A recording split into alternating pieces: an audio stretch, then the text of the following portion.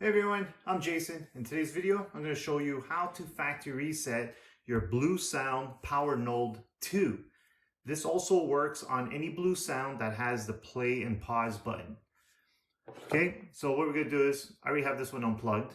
So you're going to plug it in. When this light turns red, you're going to press and hold it. So you're going to hold it for about 30 seconds. Then once it starts to blink red, release it. If you press it and you hold it too long, you're actually going to cancel the factory reset. Okay, so let's do this now. So we're going to plug it in.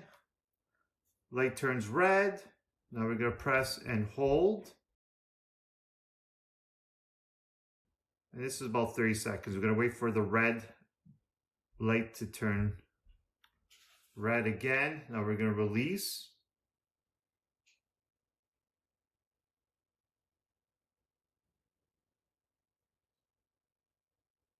Okay, so when it turns the solid green, that means it's factory reset. Now you guys could reconnect this back to your Wi-Fi. And that's all to it. If you guys have any questions, please give me a comment below. If you like this video, give me those thumbs up. If you want to see more like it, make sure you hit that subscribe button. And like always, thanks for watching and have a great day.